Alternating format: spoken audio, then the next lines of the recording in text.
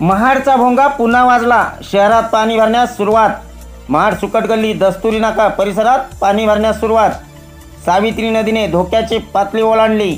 महाड तालुक्यातील सर्व शाळा कॉलेजला सुट्टी। प्रशासनामार्फत सतर्कतेचा इशारा। गेल्या 8 दिवसांपासून संपूर्ण रायगड जिल्ह्यात पाऊस जोरदार बरसत असून महाड पोलादपूरमध्ये कालपासूनच पावसाचे प्रमाण मोठ्या प्रमाणात वाढले आहे।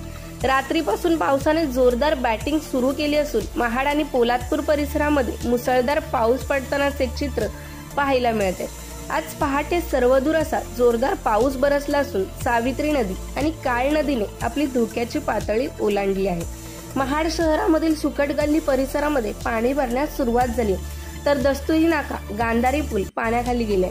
बिरवाडी परिसरात देखील पाणी भरण्यास सुरुवात झाली। प्रशासनामार्फत महाड शहरात सतर्कतेचा भोंगा वाजला असून नागरिकांनी आपली वाहने मुंबई गोवा हायवेच्या पुलावरती उभी करण्यास सुरुवात केली।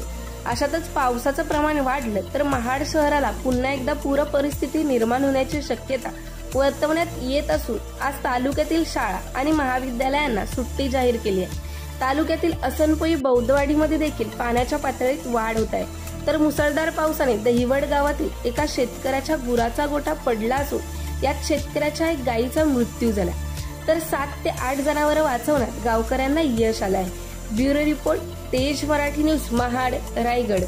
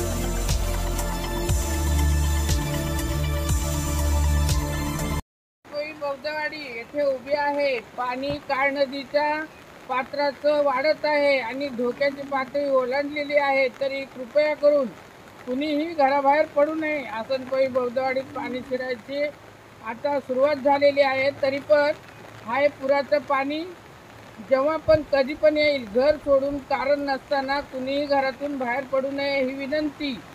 हे पाणी पहा, बाहेर पाठीमागं नदी आणि ही इकडे बौद्धवाडी आहे। पाणी आता शिरत आहे, तरी सुद्धा कुणीही घराबाहेर पडू नये ही विनंती। तुफान पडतोय, याच्यात काही वाद नाही आहे। गेल्या 2 दिवसापासून जो पावसाचा तडाखा सुरू आहे, तर महाडमध्ये पूर येण्याची शक्यता आहे। पण पूर यावेळी गाळ निघाल्यामुळे, केंब्रुलीच्या इथला गाळ निघाल्यामुळे ज्या पद्धतीने पूर यायला पाहिजे होता त्या पद्धतीचा पूर नाही आहे। आणि आता भीतीचा वातावरण जरी असला तरी तितक्या पद्धतीचा पुराचा असर होईल महाडमध्ये, हे असं मला वाटत नाही।